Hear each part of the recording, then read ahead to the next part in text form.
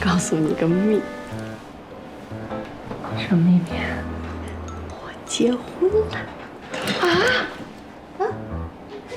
合法的，有小本本的。什么时候啊？就头2天。哎呀，我实在憋不住了，我终于说出来了。之前没人说啊，弄得跟地下情了似的。你不早说啊！我请顿大的。今天中午怎么样？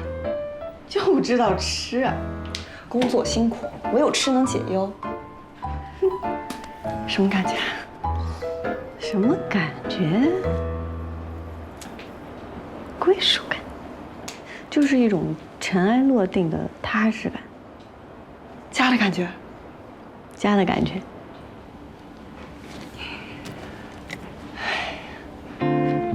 看什么？看已婚女孩子有什么不同啊？那你说说有什么不同啊？暂时没发现，还是这么年轻漂亮。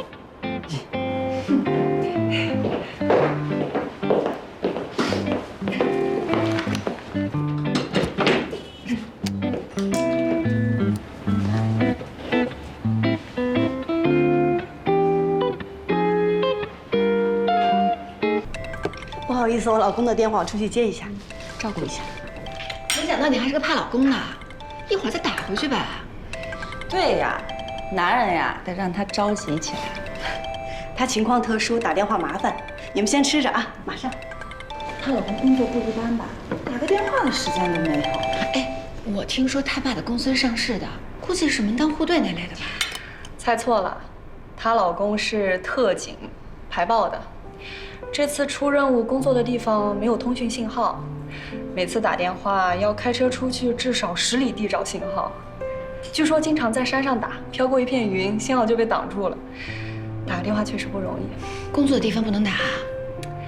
特警工作都是在危险的第一线，是咱们不能想象的地方。今天爬山啦，还是在警队？今天天气不错，在山上呢。哦，你那边热了吧？这2天开始热了。好久不见了，想我不？想。但是没有办法，我们要是再见面，可能得到大夏天了。差不多。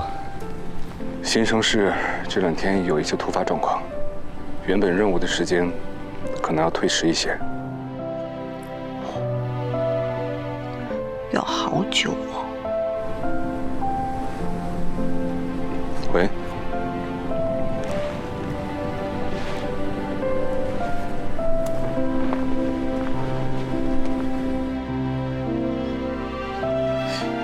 什么山呀？信号这么差。